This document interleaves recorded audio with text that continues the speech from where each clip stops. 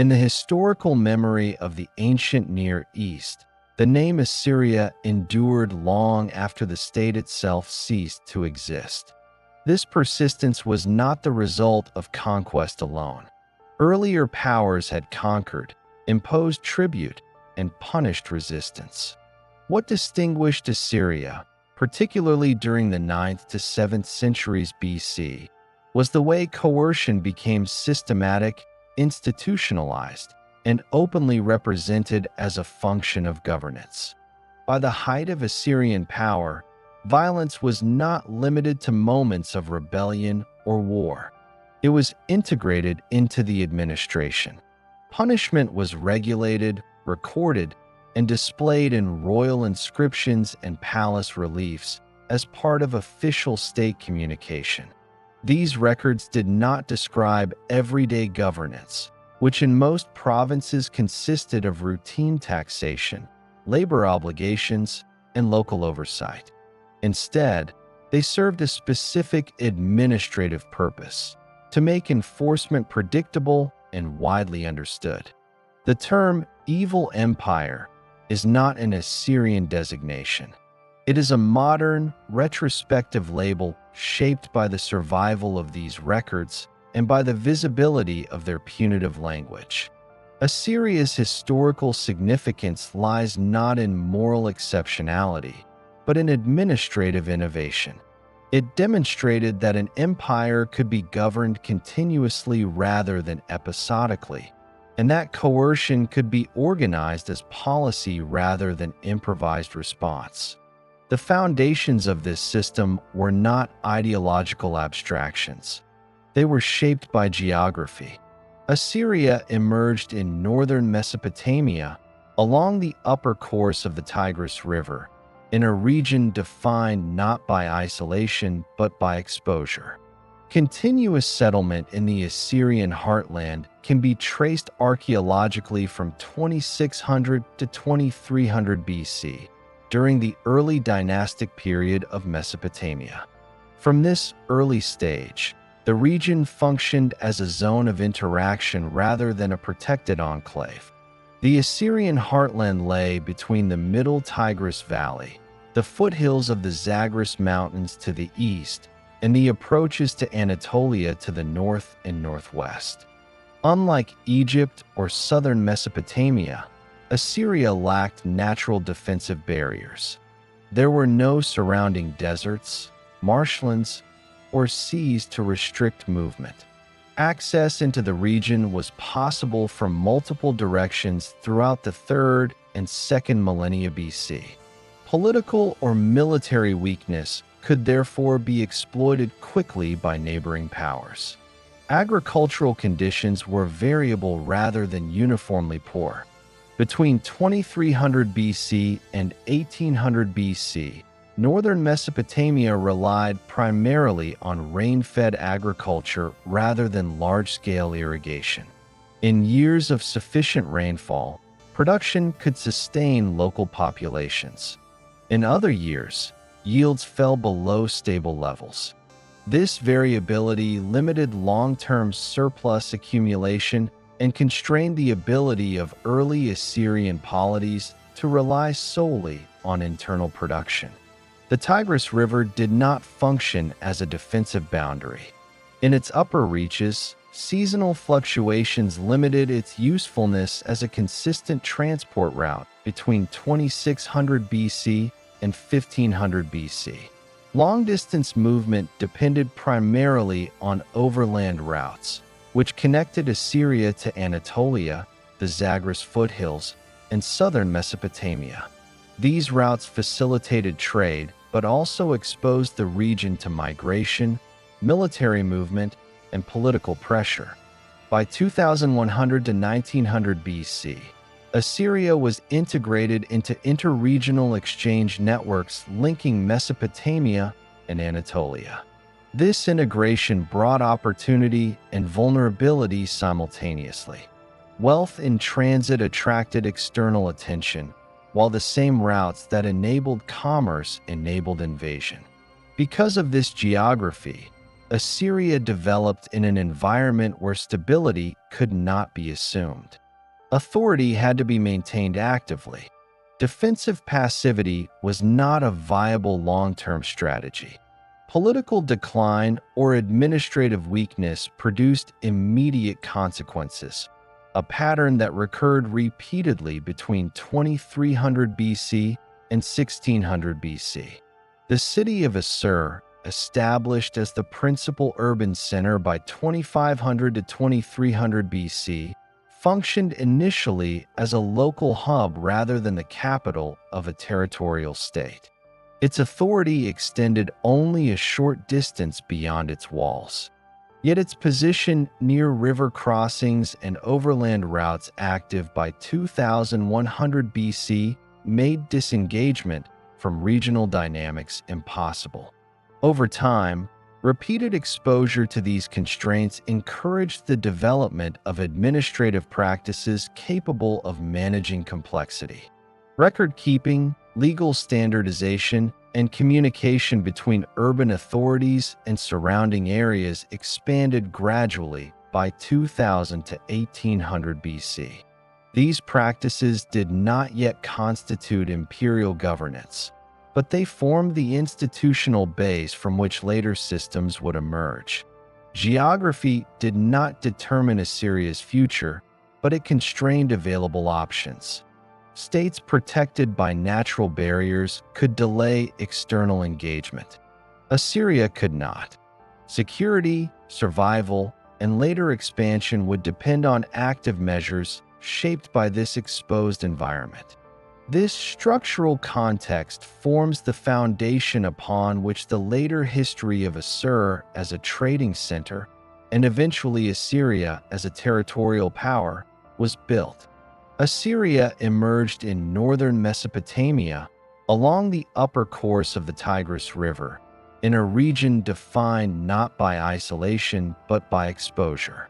Continuous settlement in the Assyrian heartland can be traced archaeologically from 2600 to 2300 BC, during the early dynastic period of Mesopotamia. From this early stage, the region functioned as a zone of interaction rather than a protected enclave. The Assyrian heartland lay roughly between the Middle Tigris Valley, the foothills of the Zagros Mountains to the east, and the approaches to Anatolia to the north and northwest. This geographic setting shaped Assyrian development long before Assyria became an empire, imposing constraints that influenced political organization for centuries. Unlike Egypt or southern Mesopotamia, Assyria lacked natural defensive barriers. There were no surrounding deserts, extensive marshlands, or seas to restrict movement. Access into the Assyrian region was possible from multiple directions by land throughout the 3rd and 2nd millennia BC. This openness meant that political or military weakness could be exploited quickly by neighboring powers. Borders were permeable, and control had to be maintained actively rather than assumed. Agricultural conditions in Assyria were variable rather than uniformly poor. Between 2300 BC and 1800 BC, northern Mesopotamia relied primarily on rain-fed agriculture rather than large-scale irrigation. In years of sufficient rainfall, crop yields could be substantial and capable of supporting local populations. In other years, rainfall fell below sustainable levels. This variability made long-term surplus accumulation less predictable than in the irrigated river plains of southern Mesopotamia, where water control reduced dependence on rainfall. For Assyria, agricultural stability could not be guaranteed from one year to the next. This variability did not imply constant scarcity, but it did limit the ability of early Assyrian polities to rely exclusively on internal production. Periodic shortfalls placed pressure on local authorities to secure resources beyond the immediate agricultural zone. This pressure existed independently of political ambition and operated as a structural condition rather than a policy decision. The Tigris River itself did not function as a defensive boundary. In its upper reaches, particularly north of modern-day Assur, the river flowed swiftly and irregularly.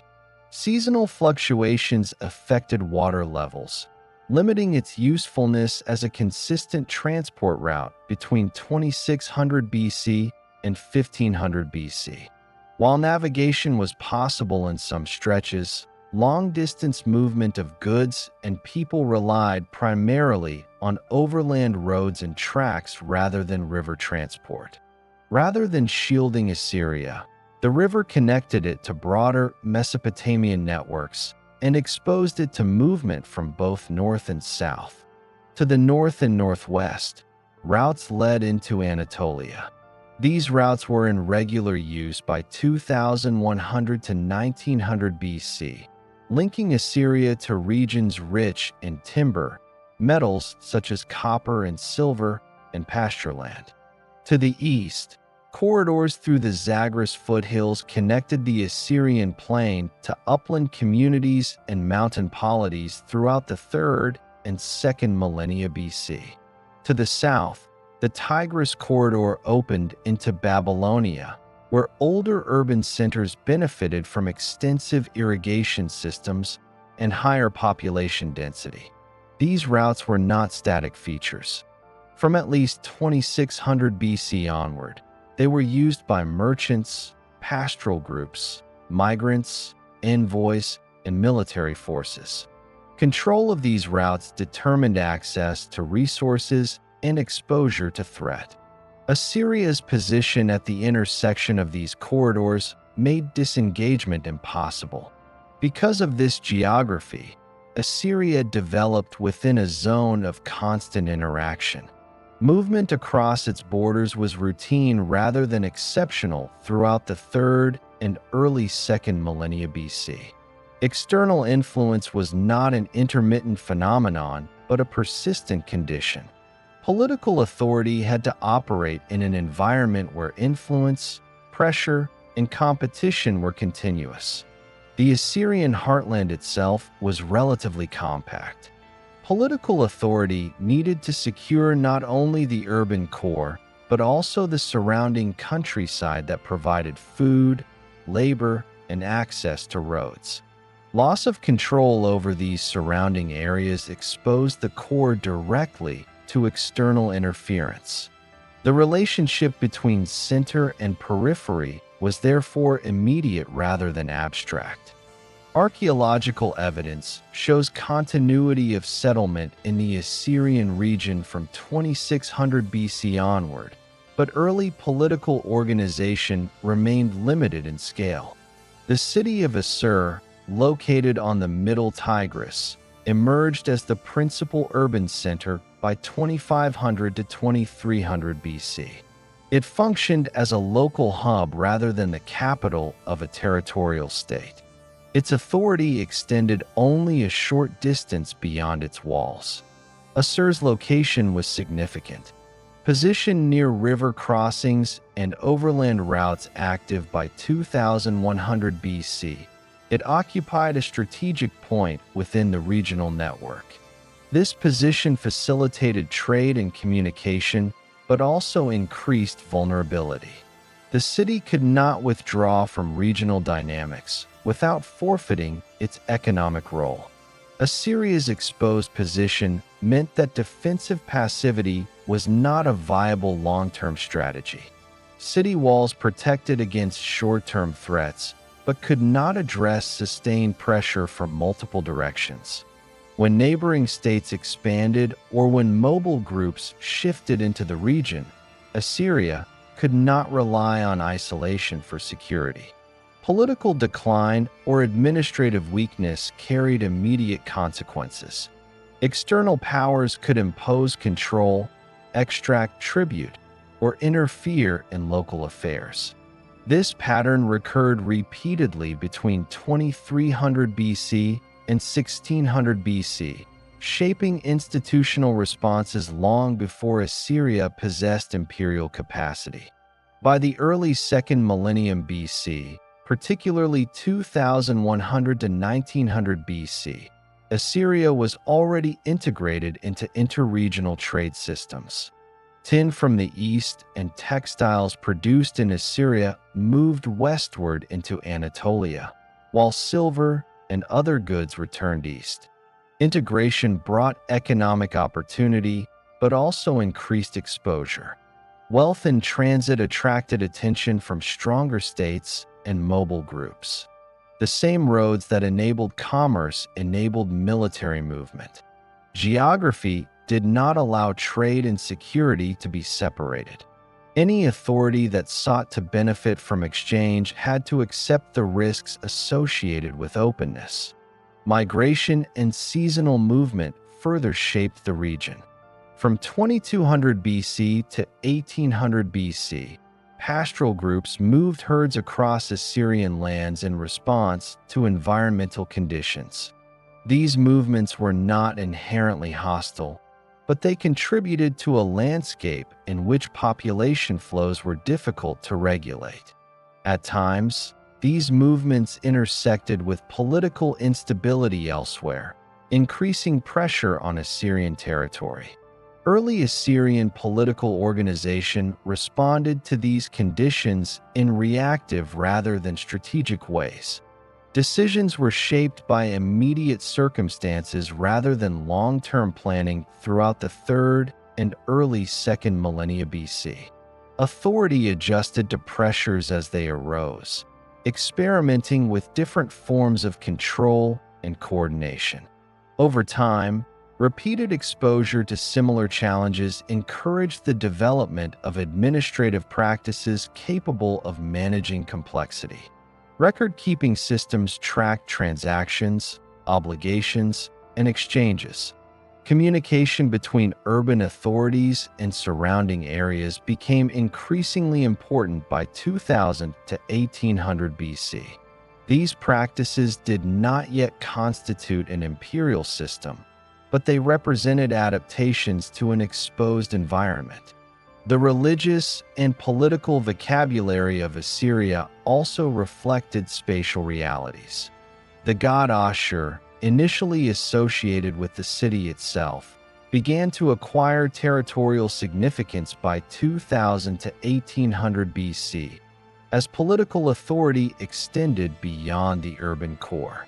This association provided a conceptual framework for authority in a landscape without clear natural borders. At this stage, it did not imply domination over distant lands. Geography did not determine Assyria's future path, but it constrained available options. States protected by natural barriers could prioritize internal development and delay external engagement. Assyria could not. Security had to be produced through active measures rather than assumed through isolation. These constraints explain why later Assyrian expansion did not represent a sudden transformation, but an intensification of long-standing responses to exposure. The development of military capacity, administrative coordination, and territorial control built upon earlier practices shaped between 2600 BC and 1800 BC. This geographic foundation underlies all later phases of Assyrian history. Trade expansion, military innovation, administrative centralization, and eventual imperial rule emerged within an environment where exposure was constant and stability required continuous effort. By the beginning of the 2nd millennium BC, the city of Assur had emerged as the central political and economic node of the Assyrian region. This development followed directly from the geographic and structural conditions established earlier. Assur did not rise as a conquering power. It developed as a merchant-dominated city-state, whose influence depended on trade, contracts, and accounting rather than territorial control. Around 2100 to 2000 BC, Assur transitioned from a regional settlement into a structured urban center with a stable population institutional continuity, and recognizable political authority. Archaeological and textual evidence indicate that Assur possessed city walls, temples, administrative buildings, and residential districts by this period. Political authority was exercised by a king, but power was shared with assemblies of elders and influential merchant families. This political arrangement reflected the city's economic foundation. Assur's economy relied on long-distance trade, not local agricultural surplus. This trade connected Assur to regions far beyond its immediate surroundings, particularly central Anatolia. By 1950 to 1900 BC, Assyrian merchants had established a network of commercial outposts known as Karam, the most prominent of which was located at Kanesh, modern Kultepe. These outposts were not colonies in the political sense. They were trading enclaves governed by Assyrian commercial law, but located within foreign cities. The Assyrian trade system operated with remarkable consistency. Merchants transported tin, likely originating from Eastern sources, and finished textiles produced in Assur. These goods were exchanged in Anatolia for silver, which was then transported back to Assur. Silver functioned as the primary medium of value in Assyrian accounting and contract law. Tablets recovered from Kanesh record thousands of commercial transactions, debts, partnerships, and disputes, providing detailed insight into the economic life of Assur during this period. These records demonstrate that Assyrian merchants operated through family-based firms, often spanning multiple generations. Capital was pooled through partnerships, and risk was distributed among investors. Contracts specified interest rates, delivery deadlines, penalties for default, and arbitration procedures. Literacy and numeracy were therefore essential. Scribes trained in cuneiform writing recorded transactions on clay tablets, which were then stored in private archives. The political authority of Assur supported this commercial system by providing legal standardization and protection. The king of Assur did not direct trade, but enforced the legal framework that made it possible. Merchant disputes were adjudicated according to Assyrian law, even when they occurred abroad. This legal continuity across distance was a key feature of the Assyrian trading system. Assur did not control the territories through which its merchants traveled. Trade routes passed through multiple independent polities and city-states. Assyrian merchants paid tolls, negotiated access, and operated under local rulers' authority while maintaining their own legal identity. This arrangement required diplomacy rather than force. There is no evidence of Assyrian military intervention to protect trade during this period.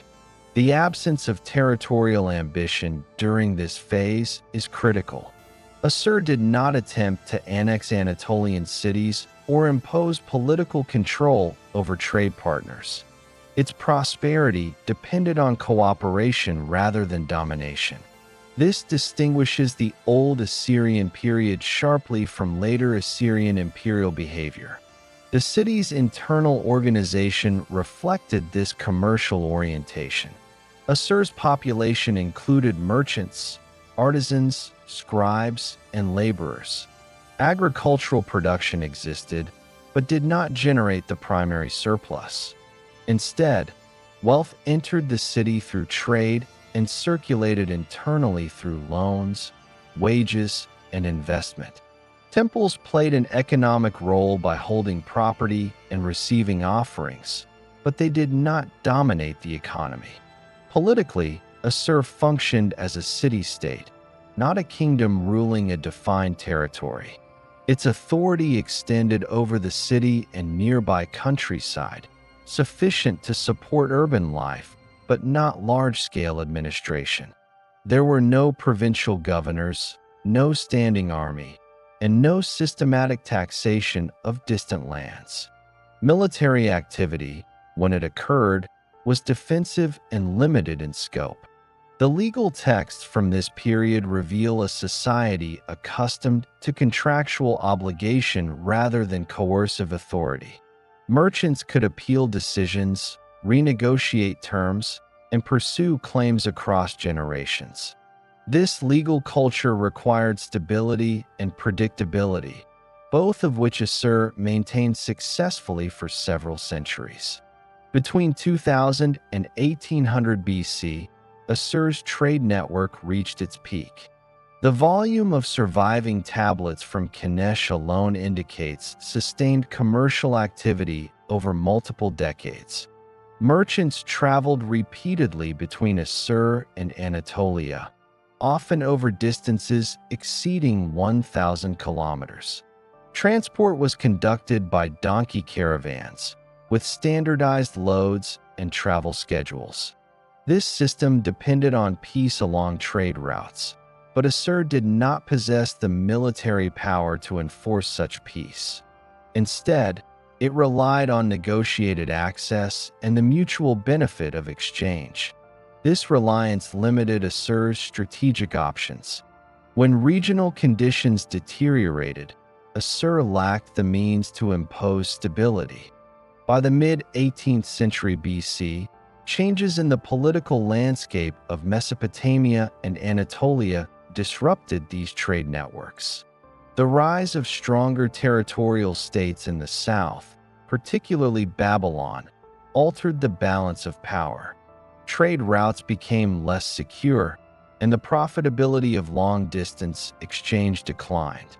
The Karam at Kanesh was eventually destroyed around 1750 BC, marking the end of the old Assyrian trading system. The decline of trade did not result from internal failure within Assur. It reflected broader geopolitical shifts beyond Assyria's control. Assur's economic model, effective under conditions of relative openness, proved vulnerable to the consolidation of power by territorial states. This transition exposed the structural limits of Assur as a merchant-dominated city-state.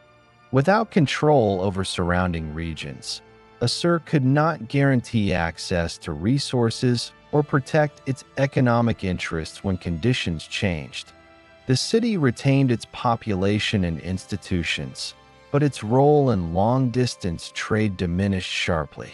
Despite this decline, the Old Assyrian period left a lasting institutional legacy. Assur had developed administrative literacy, legal standardization, and accounting practices that would later support more complex forms of governance. The ability to record, store, and retrieve information at scale was not lost when trade declined. These capacities remained embedded in Assyrian society.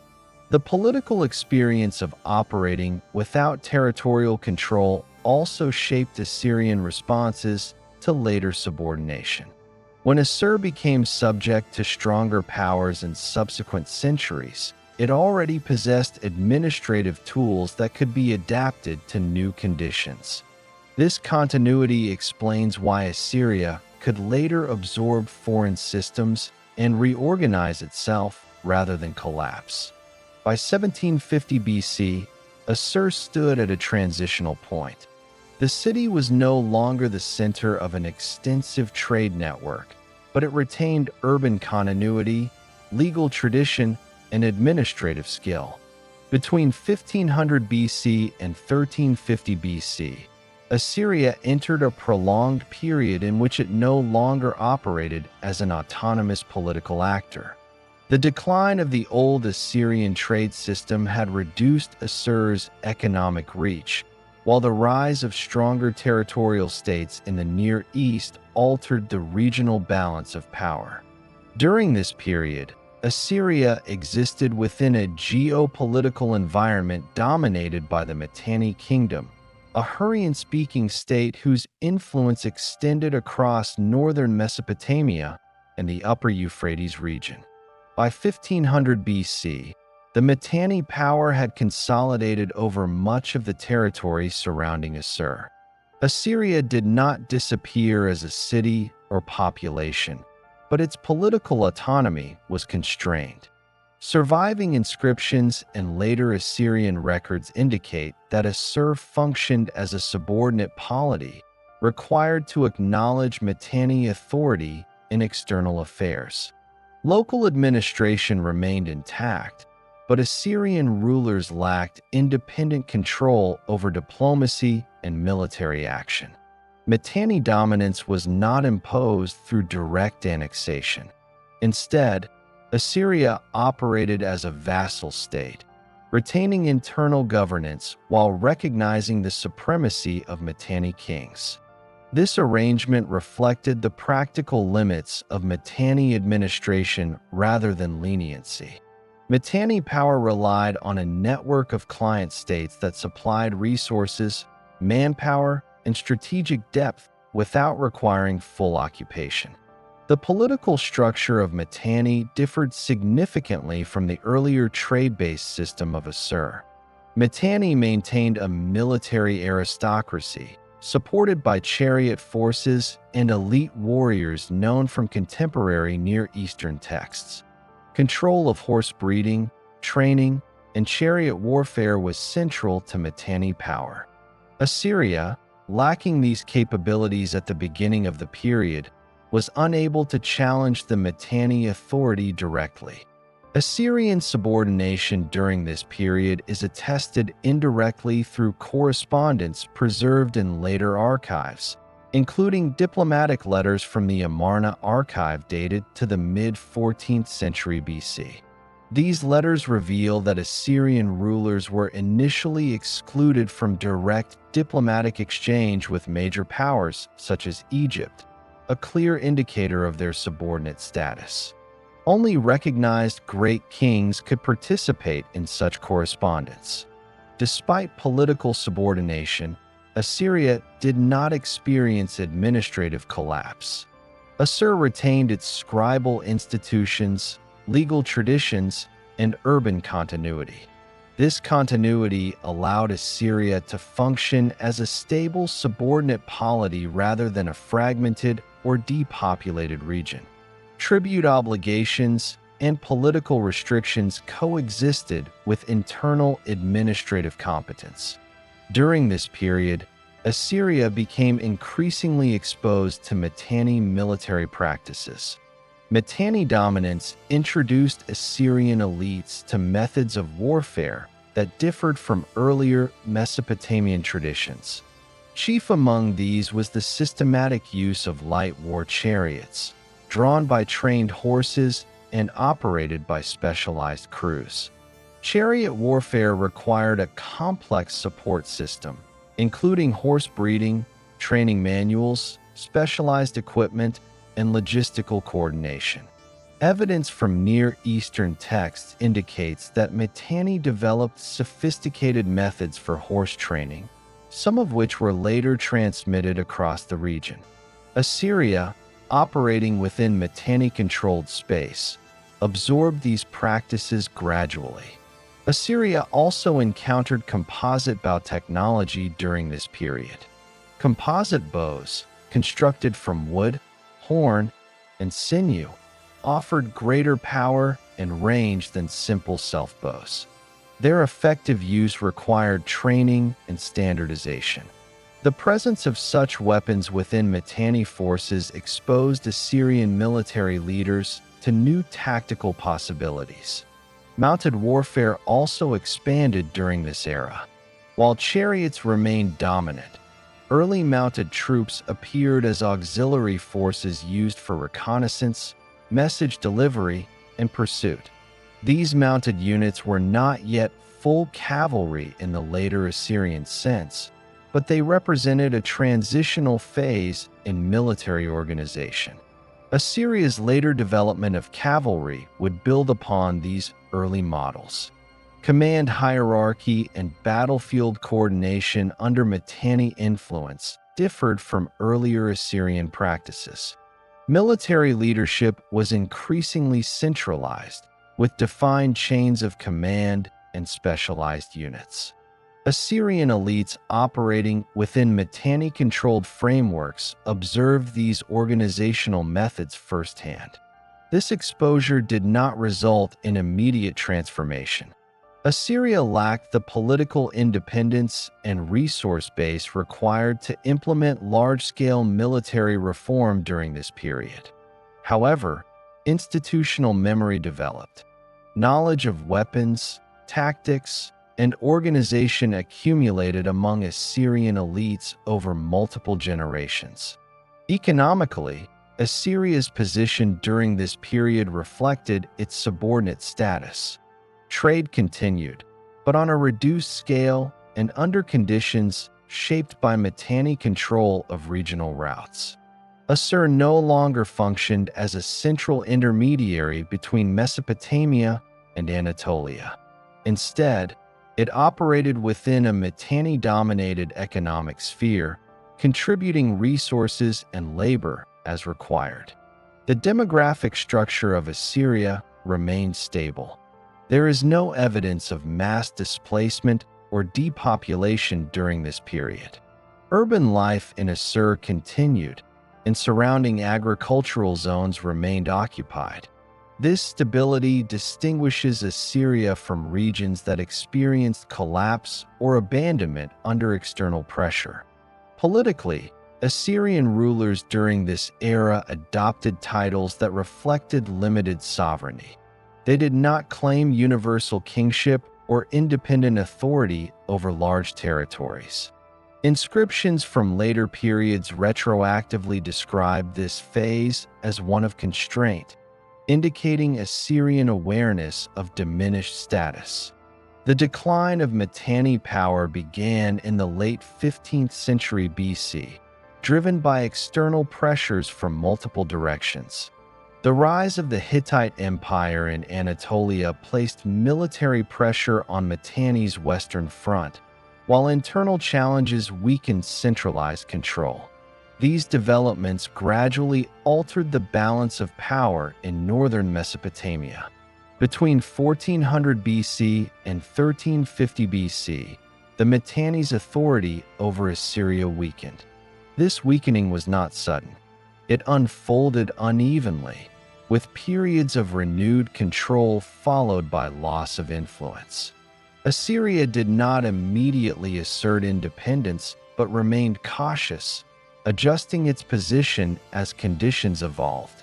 During this transitional phase, Assyria's administrative continuity proved decisive.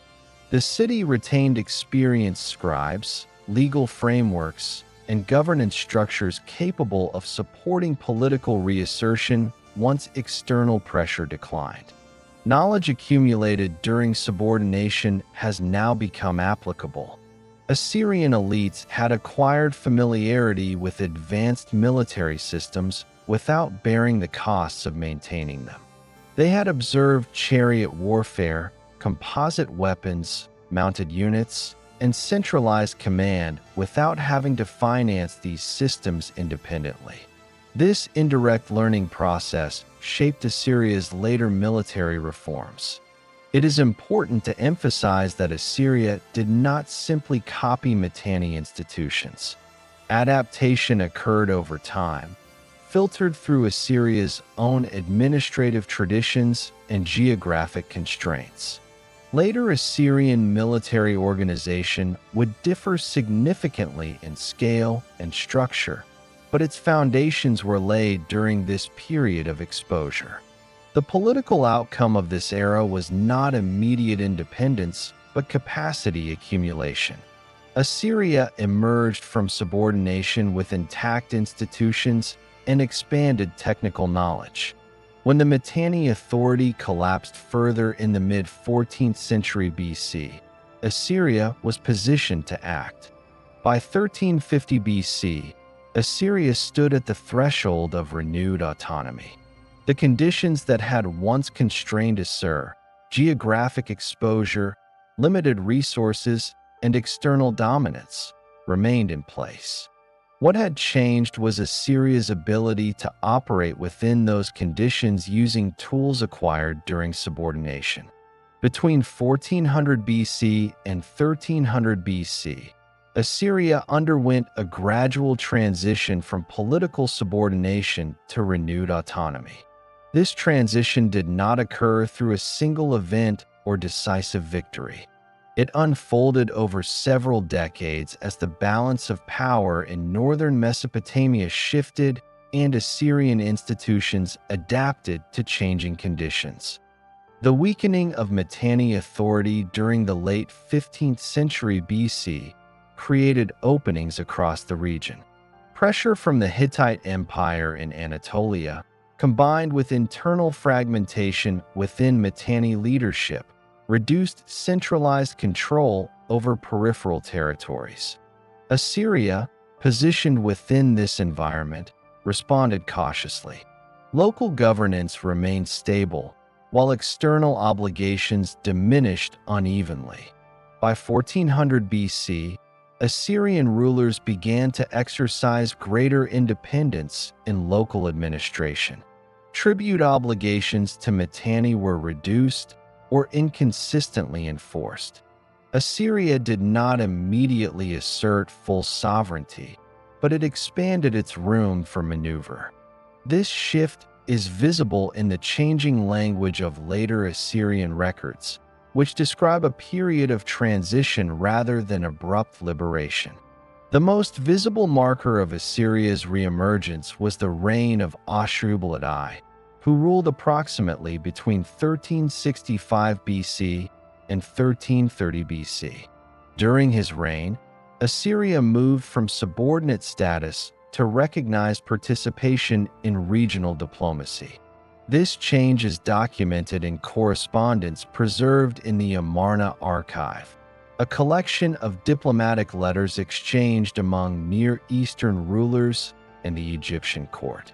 In these letters, Ashur-bal-I addressed the Egyptian pharaoh directly, adopting the title of king rather than subordinate designations.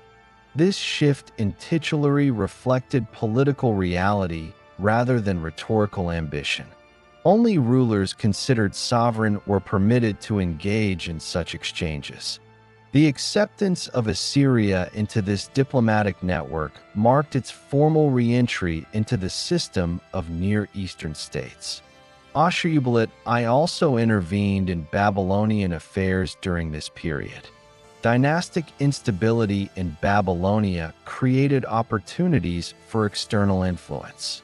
Assyrian involvement did not take the form of direct annexation, but included support for favorable candidates and strategic marriages.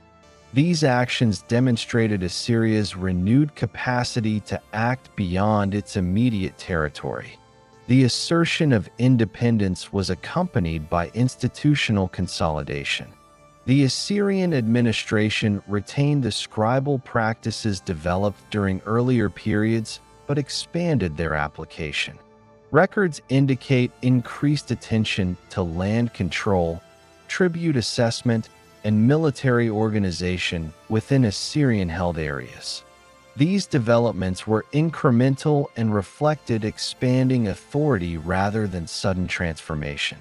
Military capacity during this period remained limited compared to later Assyrian standards.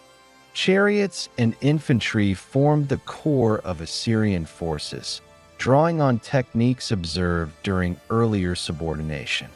Mounted troops existed in auxiliary roles, but did not yet constitute a separate arm. Warfare focused on securing nearby territories rather than sustained long-distance campaigns. Territorial expansion during this phase was modest. Assyria extended its influence over the surrounding areas that had previously been contested or loosely controlled. These expansions aimed to stabilize access routes and agricultural zones rather than to establish distant provinces. Control was maintained through local elites and tribute arrangements rather than direct administration. As Assyrian authority expanded, political identity underwent a significant shift. Earlier Assyrian self-definition centered on the city of Assur as a political and religious unit. During the 14th century BC, this focus expanded to encompass a broader territorial concept. Assyrian records increasingly referred to the land of Assur rather than the city alone. This language change reflected changes in governance. Authority was no longer confined to urban boundaries but extended across a defined region. The god Assur, previously associated primarily with the city, became identified with the territory as a whole. This association provided ideological coherence to expanding political control. It is important to distinguish ideology from practice. The association between Assur and territorial authority functioned as a royal doctrine, articulated by the ruling elite and inscribed in official texts. There is no evidence that this ideology was uniformly internalized across the population. Its function was administrative and political, not devotional in a modern sense. Expansion during this period was framed in official inscriptions as the restoration of order within territories historically connected to Assur. Such language reflected Near Eastern conventions of kingship rather than unique Assyrian innovation. However, it marked a departure from the trade-centered identity of earlier centuries. The reign of Enlil-Nirari, who ruled after Ashur-uballit, continued this trajectory. Military campaigns during his reign focused on securing Assyria's borders and suppressing challenges from neighboring polities. These campaigns did not result in large territorial acquisitions, but reinforced Assyrian authority within an expanding core region. Assyria's relationship with Babylonia during this period remained complex. Cooperation alternated with conflict, shaped by dynastic changes and regional alliances. Assyrian intervention was selective and strategic, aimed at preventing hostile powers from consolidating control near Assyrian borders. Administrative practices became more standardized. Land surveys, tribute records, and military levies were documented more systematically. While the scale of administration remained limited, the trend towards centralized oversight was clear. These practices would later support broader imperial systems. By 1300 BC, Assyria had established itself as an independent territorial state. Its authority extended beyond the city of Assur into surrounding regions, secured through a combination of military presence, local governance, and ideological framing. This status distinguished Assyria from its earlier role as a subordinate polity and from its earlier identity as a merchant city-state. The transition was neither complete nor irreversible. Assyria remained vulnerable to external pressure, and its resources were constrained. However, the institutional foundations for sustained expansion were now in place. The experience of subordination had provided exposure to advanced military and administrative systems. The assertion of independence allowed these systems to be applied in the service of Assyrian interests. This period marked a fundamental reorientation in Assyrian history. Authority shifted from trade-based influence to territorial governance. Political legitimacy expanded from urban tradition to regional control.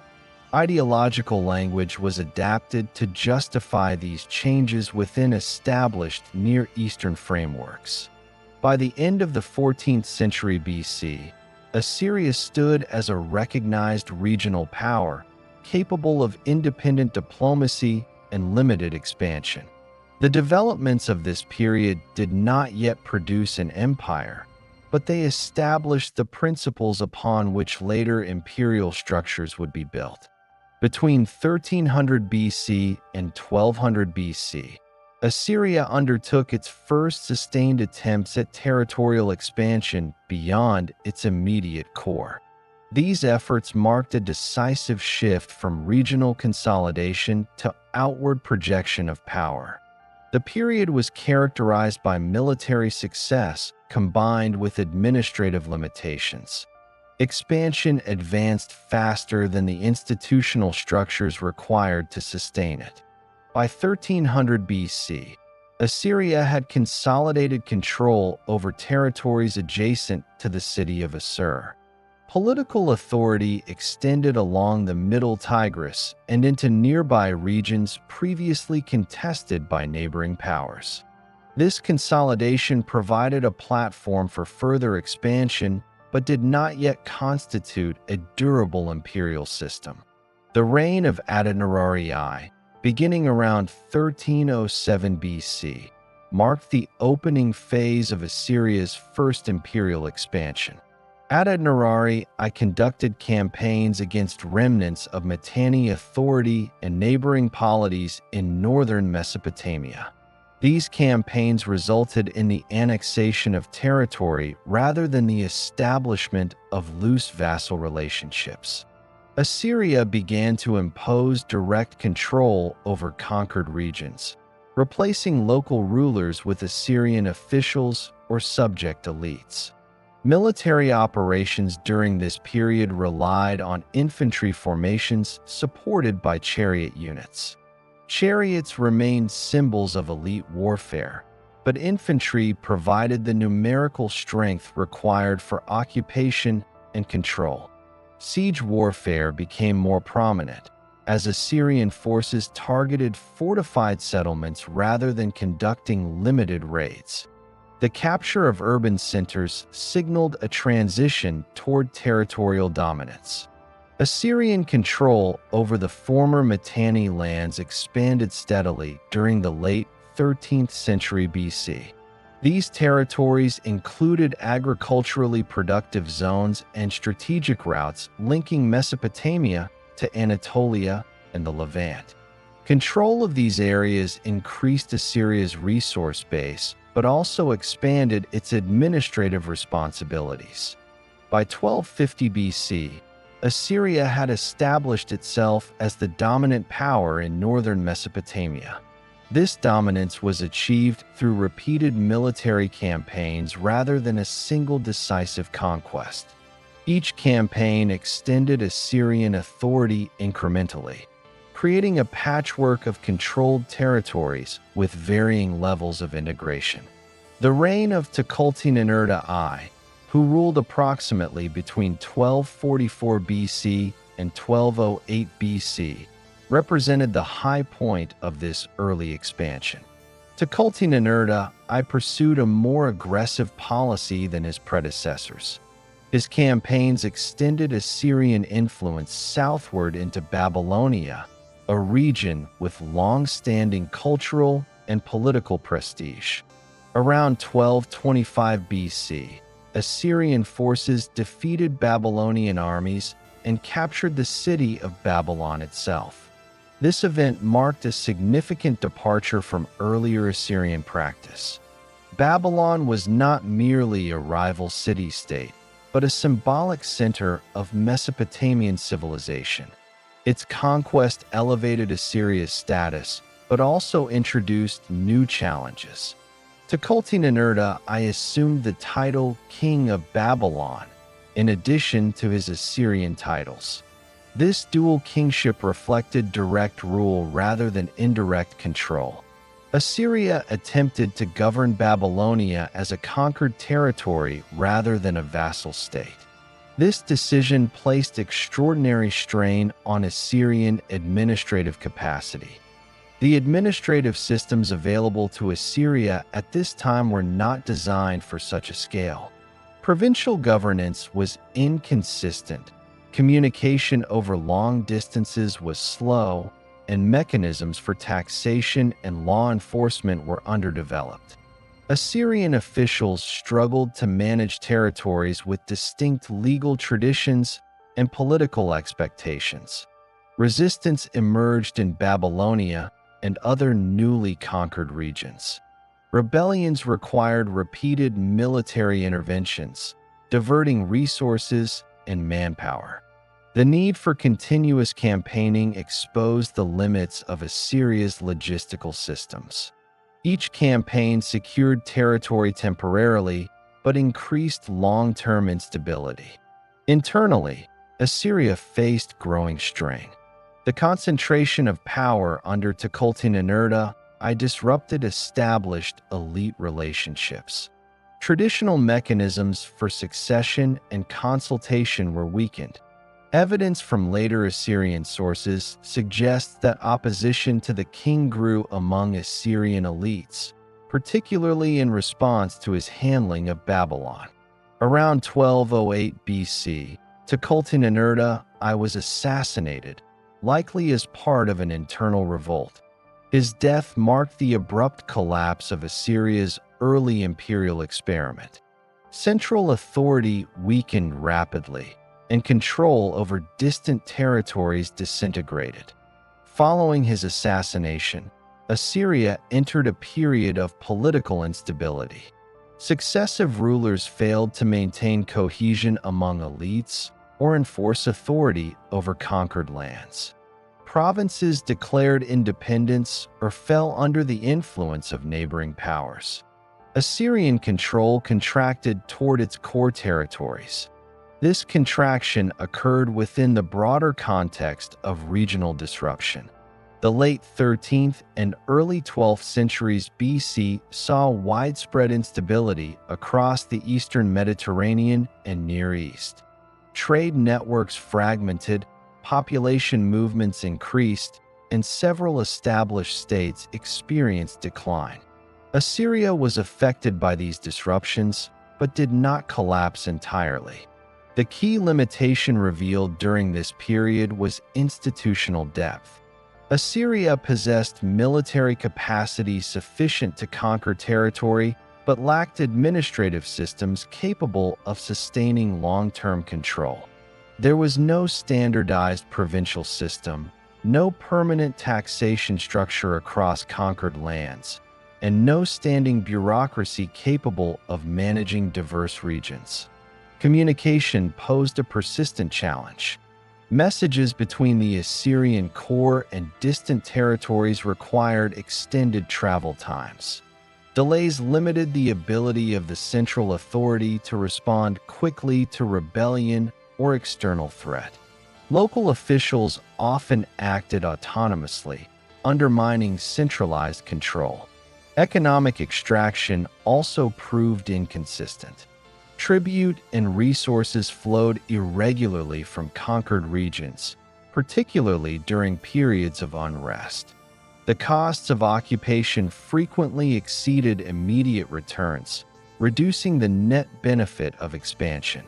The experience of early imperial expansion did not disappear from Assyrian memory. Later Assyrian records reflect awareness of this period as a cautionary example. Expansion without adequate administrative infrastructure had produced instability rather than security. By 1200 BC, Assyria had retreated from its southern conquests. Control over Babylonia was lost, and influence in northern Mesopotamia diminished. However, Assyria retained its core territories and its urban population. The state contracted but did not dissolve.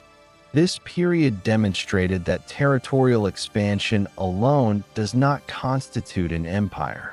Durable imperial power requires mechanisms for governance, integration, and resource management. Assyria's early attempt at empire revealed these requirements through failure. Despite contraction, Assyria preserved key institutional assets. Scribal traditions continued, royal authority survived, and military knowledge accumulated. These assets would later be reorganized under different conditions.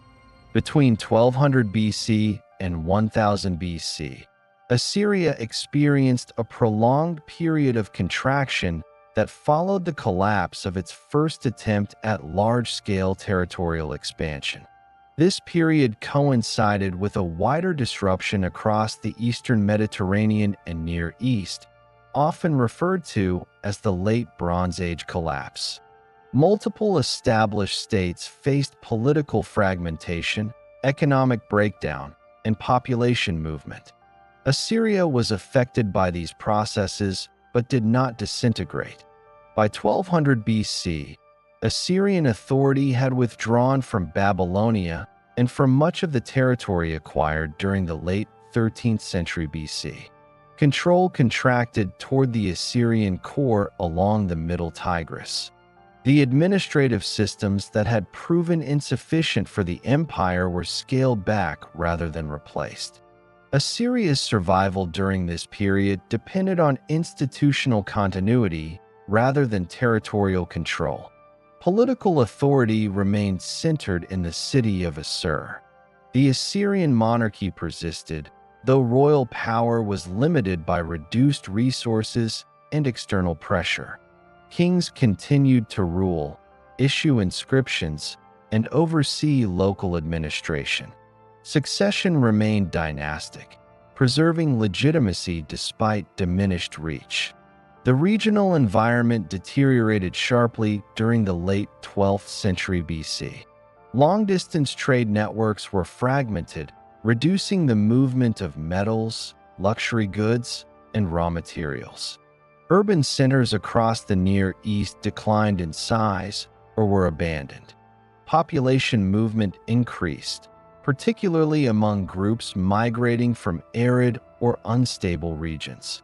Assyria's geographic position exposed it to these pressures. However, unlike states that relied heavily on maritime trade or complex international exchange, Assyria's economy was more localized by this period. Agriculture and regional exchange sustained basic economic activity. This relative simplicity contributed to resilience. Between 1180 BC and 1100 BC, Assyrian rulers focused on defending the core territory. Military campaigns were limited in scope and aimed at protecting agricultural zones and access routes rather than acquiring distant lands. Fortifications were maintained around key settlements, and garrisons secured strategic points along the Tigris. The army during this period remained functional but reduced. Chariots continued to exist as elite units, though their logistical cost limited deployment. Infantry formed the bulk of forces, equipped for defense and short-range operations. There is no evidence of large standing armies or continuous campaigning during this time. Administrative practices contracted alongside territory. Provincial structures established during earlier expansion were abandoned. Governance relied on direct oversight from the Assyrian core and on local authorities in surrounding areas. Record-keeping continued, indicating the persistence of scribal institutions and legal frameworks.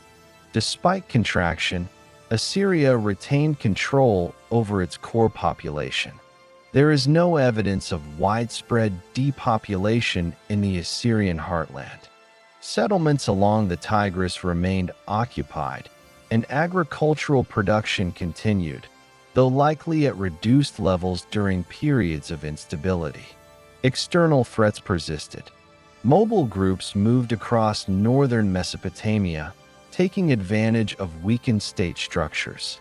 Some of these groups settled temporarily or permanently within Assyrian-controlled areas. Assyrian rulers responded through localized military action and negotiated arrangements rather than large-scale expulsion. Assyria also faced pressure from neighboring polities seeking to expand into the power vacuum left by earlier collapses. Control of border regions shifted repeatedly. Assyrian authority fluctuated, but the core remained intact. Between 1100 BC and 1050 BC, Assyria began a gradual process of stabilization. Kings such as Ashur-bel-kala conducted limited campaigns to reassert control over nearby territories. These campaigns were defensive and consolidating rather than expansionist. They aimed to restore security along Assyria's immediate borders. This stabilization was uneven. Gains were often temporary, and setbacks were frequent. However, the period established a pattern of cautious engagement. Assyria did not attempt to recreate the scale of its earlier expansion. Instead, it prioritized survival and institutional preservation. One of the most significant developments of this period was the preservation of administrative knowledge. Scribal training continued, legal traditions remained in use, and royal authority was symbolically reinforced through inscriptions and rituals. These practices maintained state identity despite reduced power. Military knowledge also persisted. Techniques learned during earlier expansion were not lost, even if they could not be fully applied. Understanding of siege warfare, command structure, and logistical coordination remained embedded within the Assyrian elite. The period also witnessed gradual adaptation to changing regional conditions. Assyrian rulers adjusted strategies in response to reduced resources and shifting threats. This adaptability distinguished Assyria from states that collapsed completely during the same era. By 1000 BC, Assyria had survived a century of contraction and instability. Its territory was smaller than during earlier expansion, and its influence was limited. However, its core institutions remained functional. The monarchy endured, administrative practices continued, and military capacity, though constrained, was intact. This survival had long-term consequences. States that collapsed during the Late Bronze Age did not re-emerge in their previous form. Assyria, by contrast, retained continuity across generations.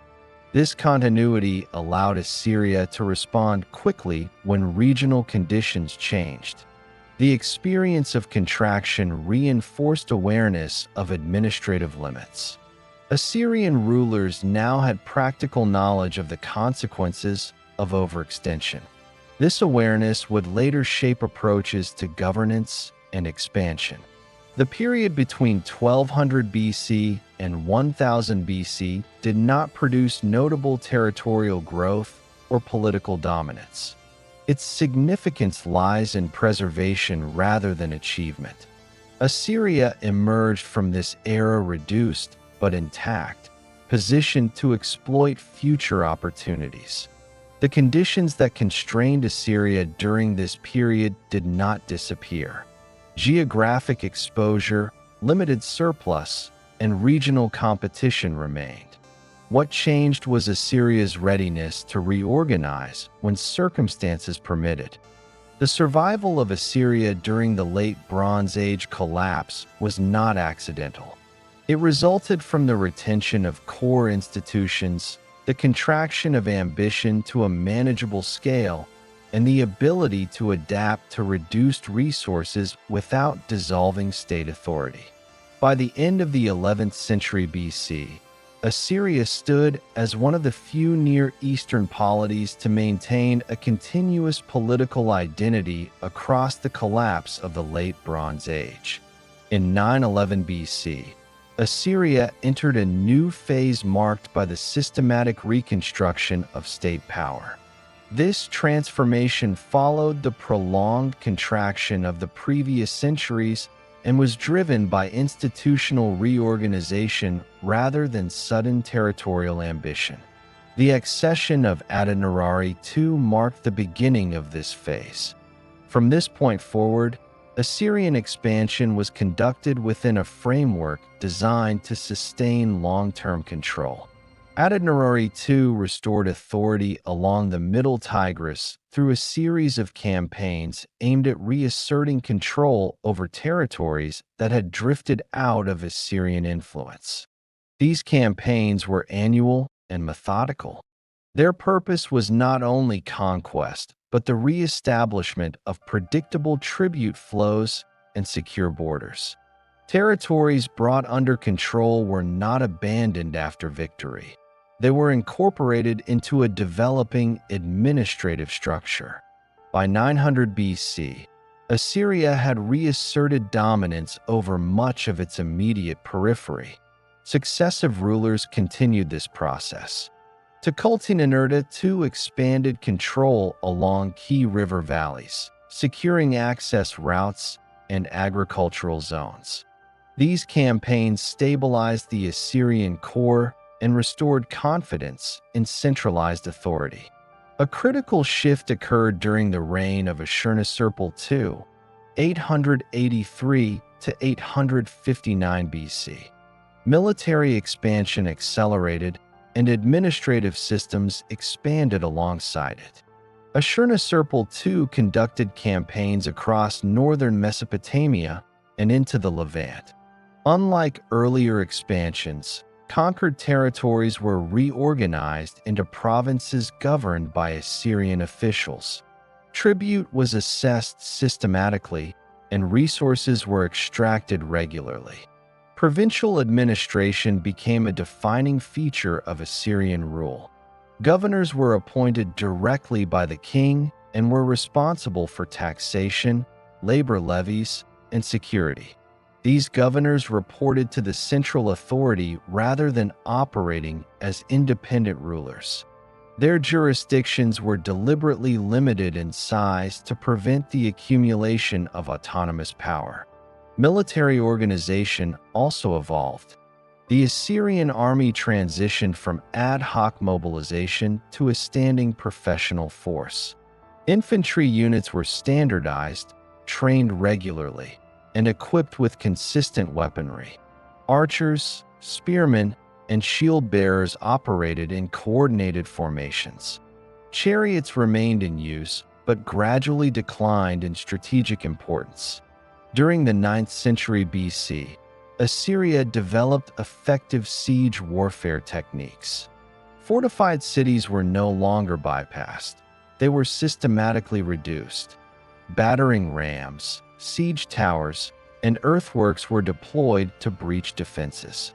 These methods increased the likelihood of decisive outcomes and reduced the duration of campaigns.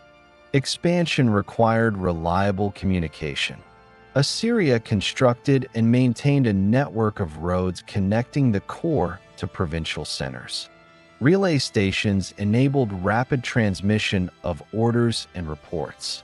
This system allowed the king to exercise oversight across large distances, reducing delays that had undermined earlier expansion.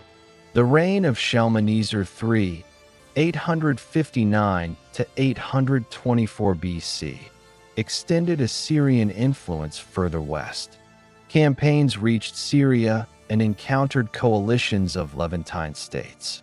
Control over these regions fluctuated, but Assyrian presence became a permanent factor in regional politics. Tribute from Western states supplemented resources drawn from Mesopotamia. Despite military success, challenges persisted.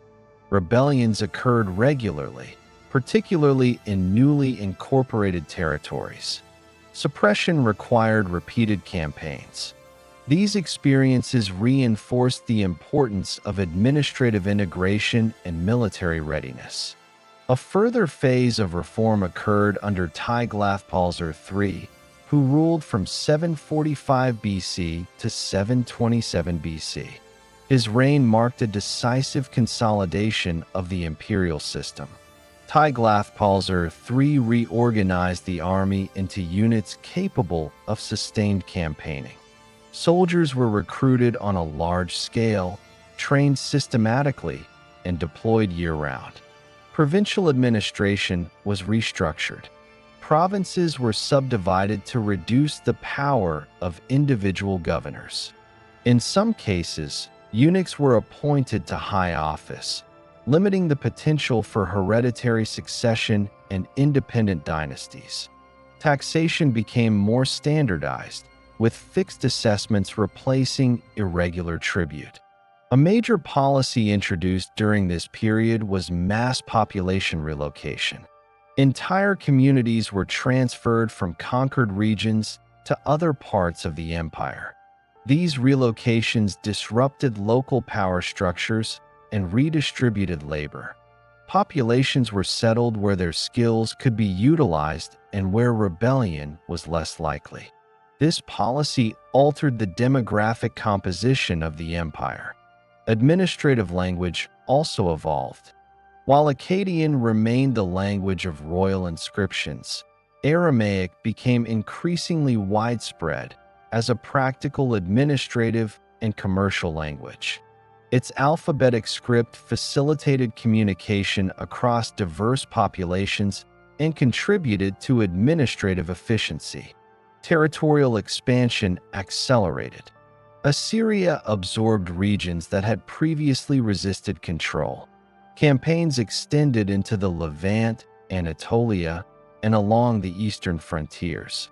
By 730 BC, Assyrian authority reached from the Zagros foothills to the Mediterranean coast. The reign of Sargon II, 722 to 705 BC, continued this trajectory. Sargon II suppressed rebellions, reorganized provinces, and founded a new administrative capital at Dur-Sharrukin. His campaigns secured Assyrian control over strategic regions and reinforced imperial administration. Under Sennacherib, 705 to 681 BC, Assyria shifted its administrative focus. The capital was relocated to Nineveh, which was expanded into a major urban center with palaces, temples, and infrastructure. Sennacherib conducted campaigns in the Levant and against Babylonia, asserting Assyrian authority through direct intervention. Babylonia remained a persistent challenge. Its cultural prestige and history of autonomy complicated Assyrian control. Military occupation alternated with attempts at indirect governance. The destruction of Babylon in 689 BC marked a decisive but controversial assertion of authority. The reign of Esarhaddon, 681 to 669 BC, restored stability in Babylonia and expanded Assyrian influence further.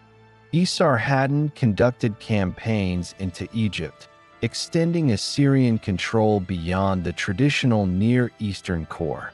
Egyptian territories were incorporated through a combination of military presence and local administration. By 669 BC, Assyria had reached its greatest territorial extent. The empire stretched from the Persian Gulf to Egypt and from Anatolia to the Zagros Mountains. This expansion was sustained by integrated administrative systems, regular taxation, population management, and continuous military readiness. The defining feature of this imperial system was integration. Military conquest, administration, communication, and economic extraction operated as interconnected components. Expansion was no longer episodic. It was continuous and institutionalized. However, the system required constant input. Annual campaigns generated revenue and enforced compliance. Any interruption threatened the balance between resources and obligations. Stability depended on sustained activity rather than equilibrium. The Neo-Assyrian imperial system represented a fundamental transformation in the organization of state power. Earlier Assyrian history had demonstrated the limits of expansion without administration. This system addressed those limits through structural reform. By the late 7th century BC, Assyria possessed the most complex and extensive state apparatus yet developed in the Near East. Its durability rested on institutional design rather than individual rulers. The consequences of this design would shape the final phase of Assyrian history. During the 9th through 7th centuries BC, Assyrian governance incorporated a set of practices that combined coercion, public representation of punishment, and population management. These practices functioned within the broader administrative and military system already established. Violence was neither constant nor random. It was applied selectively, publicized deliberately, and integrated into state control. Royal inscriptions from this period provide detailed accounts of military campaigns and punitive measures.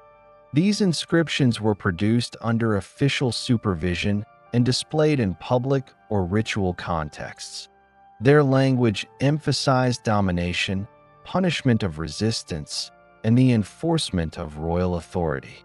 Such texts did not serve as neutral records. They functioned as state propaganda, intended to deter rebellion and signal consequences of noncompliance. Public punishment described in inscriptions included executions, mutilation, and display of bodies following the suppression of resistance. These actions were directed primarily against local elites, military leaders, or communities that had actively resisted Assyrian control. There is no evidence that such measures were routine in territories that complied with Assyrian administration. Most provinces experienced governance through taxation, labor obligations, and local oversight rather than continuous violence. The purpose of these practices was administrative efficiency.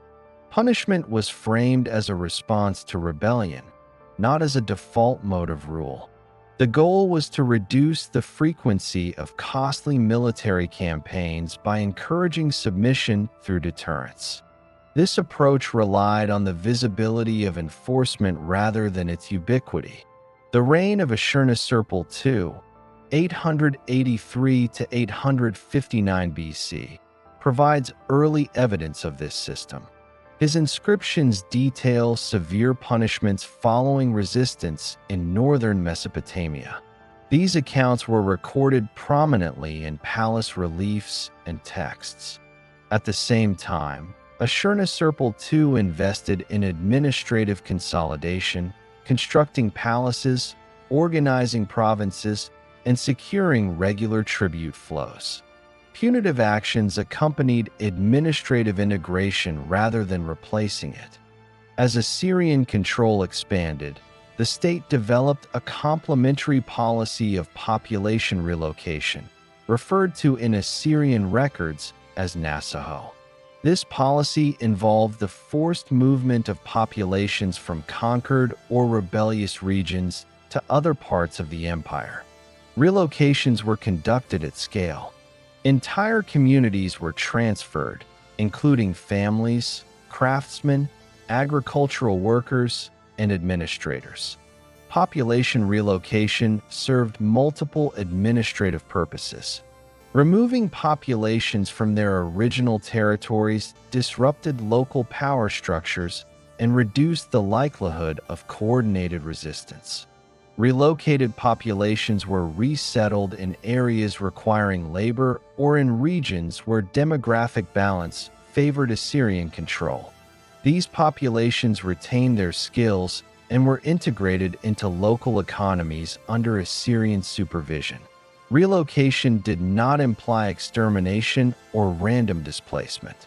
Assyrian records specify numbers, professions, and destinations. Skilled workers were valued and reassigned deliberately.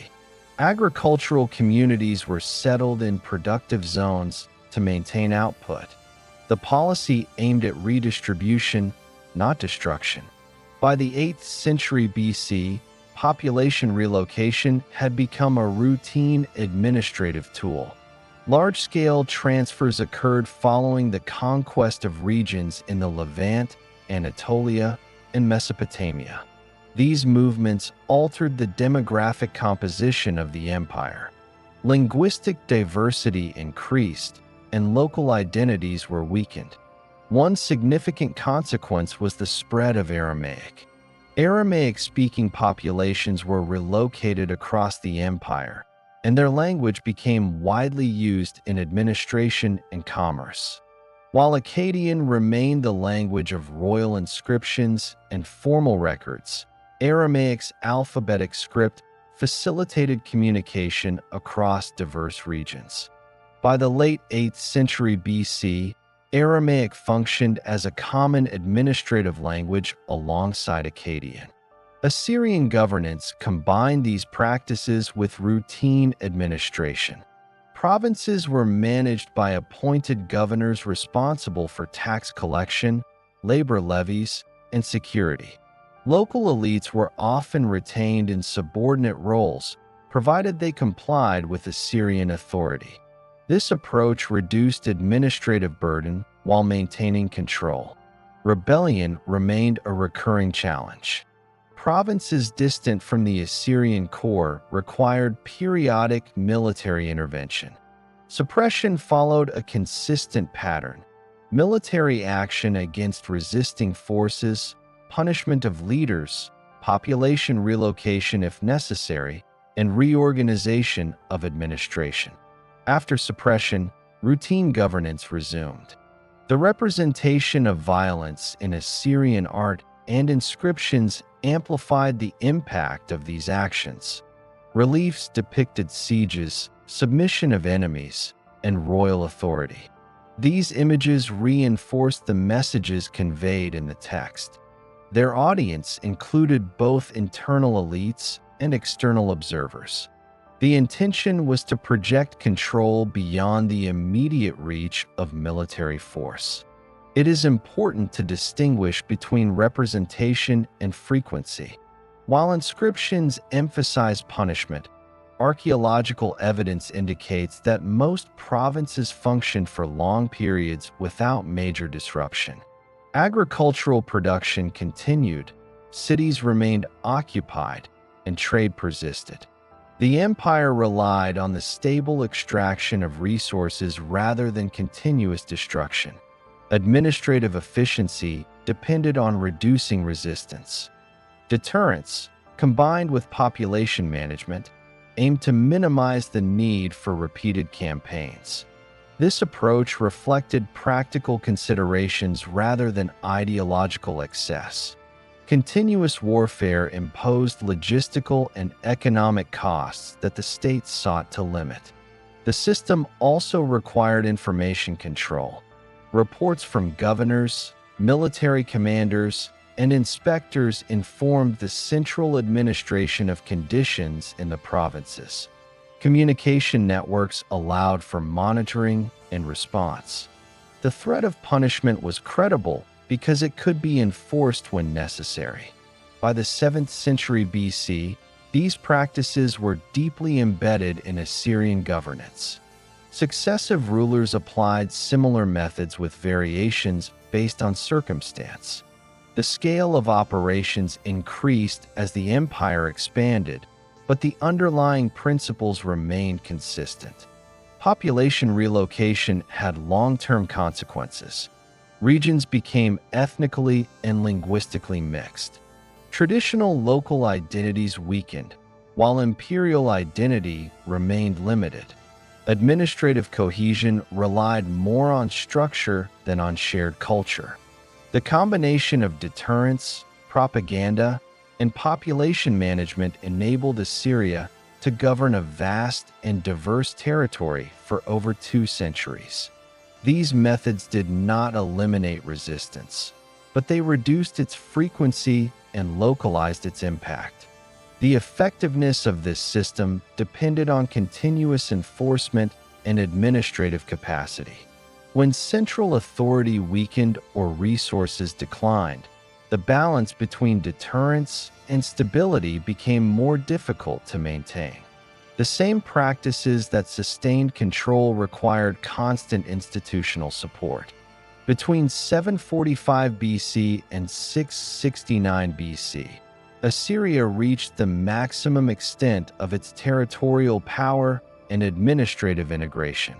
This period combined sustained military success with increasing systemic strain. Expansion continued, but the mechanisms that enabled control required constant activation. Stability depended on uninterrupted enforcement, resource extraction, and administrative coordination.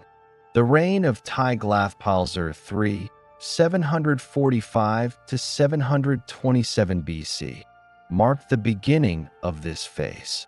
His accession followed internal disruption that weakened centralized authority. Once in power, Tiglath-Pileser III implemented reforms that intensified imperial control. Military recruitment expanded, allowing for continuous campaigning rather than seasonal mobilization. Units were standardized and deployed across multiple fronts. Administrative reorganization accompanied military reform. Provincial boundaries were redrawn to reduce the power of local officials. Governors were rotated or replaced to prevent consolidation of regional authority. Taxation became more regularized, with fixed assessments replacing ad hoc tribute demands. These changes increased the predictability of revenue, but also increased dependency on constant enforcement. Territorial expansion accelerated during this period. Campaigns extended into the Levant, Anatolia, and eastern frontier zones. By 732 BC, Assyrian forces had subdued major regional powers and imposed direct control over extensive territories.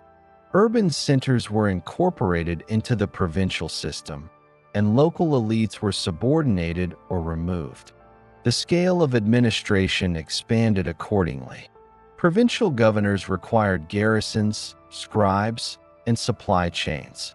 Roads and relay stations facilitated communication, but distance still imposed delays. The larger the empire became, the more resources were required to maintain coherence. The reign of Sargon II, 722 to 705 BC, continued this expansion. Sargon II suppressed revolts across the empire and reorganized contested regions.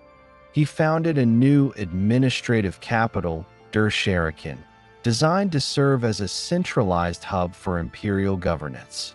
Construction required large-scale labor mobilization and resource allocation.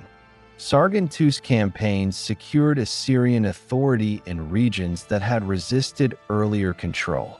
These operations stabilized borders, but required repeated intervention. Military success depended on constant readiness rather than permanent pacification. After Sargon II's death in 705 BC, Sennacherib, 705 to 681 BC, redirected imperial focus. Administrative priorities shifted toward consolidation and infrastructural investment. The capital was relocated to Nineveh, which was expanded through major construction projects, including palaces, temples, water systems, and fortifications. Sennacherib conducted campaigns to suppress rebellion and enforce tribute. Control over Babylonia remained problematic. Babylon's repeated resistance required sustained military attention. In 689 BC, Assyrian forces destroyed Babylon, an act that eliminated immediate resistance but required continued occupation and later reconstruction. Military operations during this period extended across multiple theaters.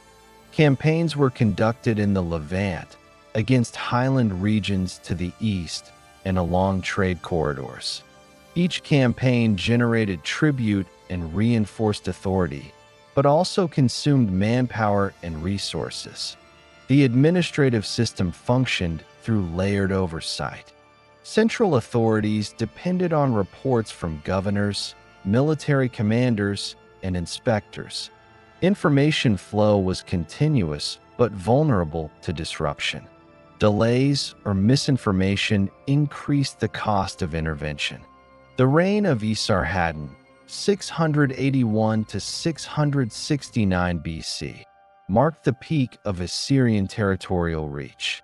Esarhaddon reversed some of his predecessors' policies in Babylonia, restoring the city and integrating it more fully into imperial administration. This approach reduced resistance temporarily and stabilized the southern frontier. Esarhaddon also conducted campaigns into Egypt, extending Assyrian authority beyond Mesopotamia. Egyptian territories were governed through a combination of military presence and local administration.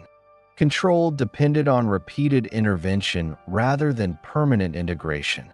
By 669 BC, Assyria controlled a territory stretching from the Persian Gulf to Egypt and from Anatolia to the Zagros Mountains. This expanse required continuous coordination. The empire functioned through annual campaigns, regular taxation, population management, and constant surveillance. At this scale, structural limits became increasingly visible. Military manpower had to be replaced continuously due to casualties, garrison requirements, and labor demands. Agricultural production supported the core but was insufficient to absorb sustained losses without strain. Revenue extraction depended on compliance. Rebellion disrupted tribute flows, requiring a military response. Military response consumed resources, reducing net gain. This cycle increased pressure on administrative systems. Provincial governance faced challenges of scale. Governors managed diverse populations with differing legal traditions and economic structures. While standardized procedures existed, enforcement varied by region. Peripheral provinces required disproportionate attention. Logistics posed persistent difficulties.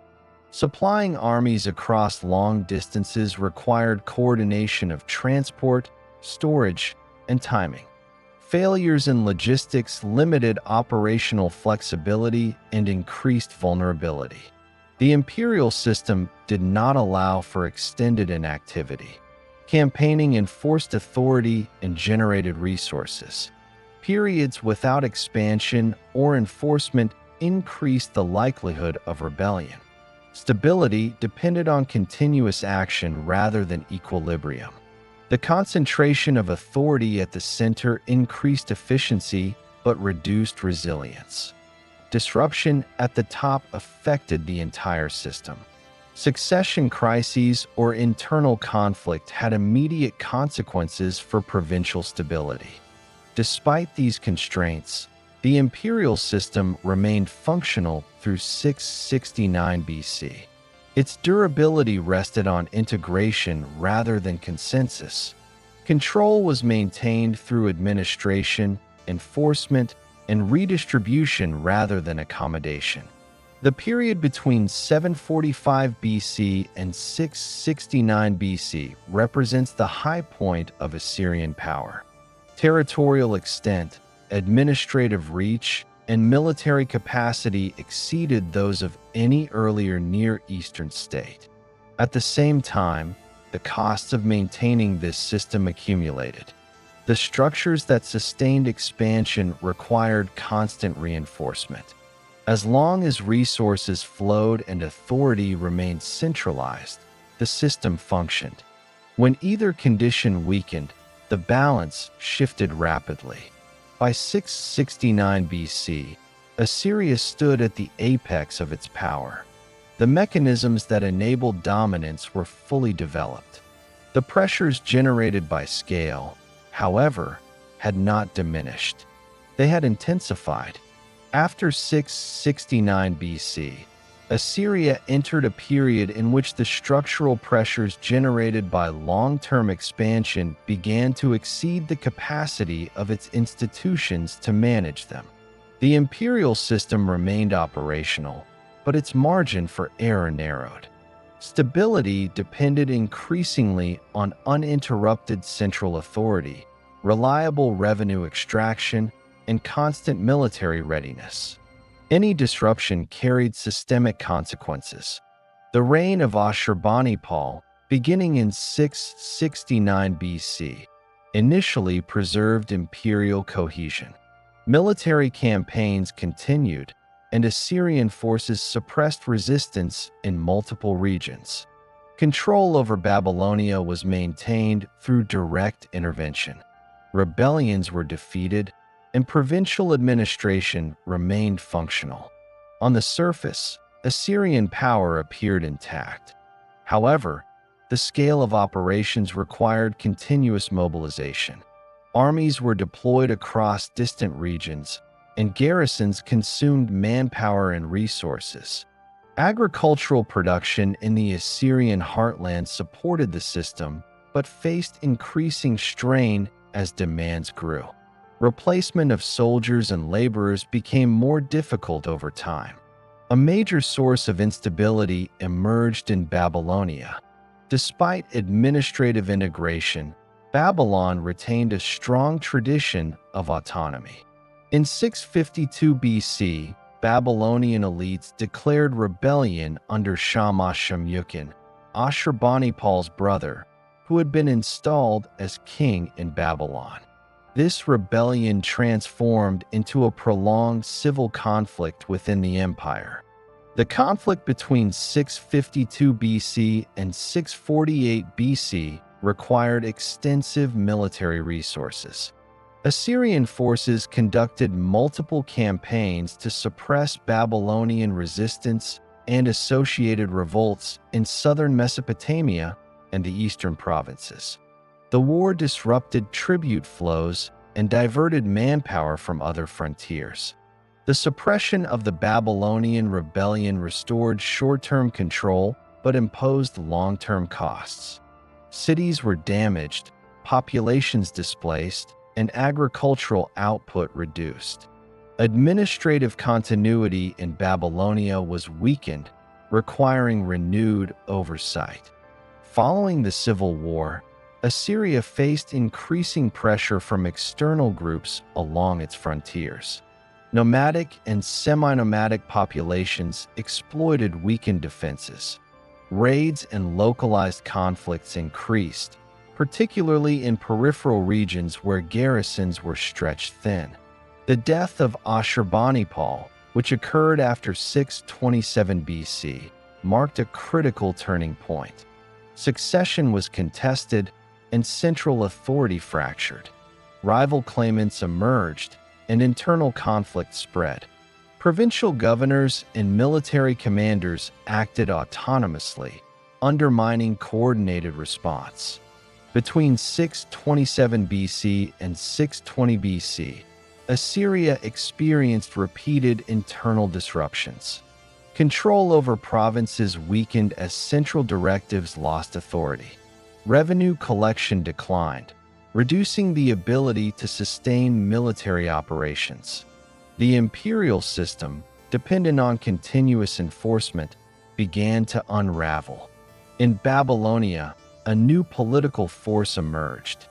Neo-Assyrian, a Babylonian leader, declared independence around 626 BC.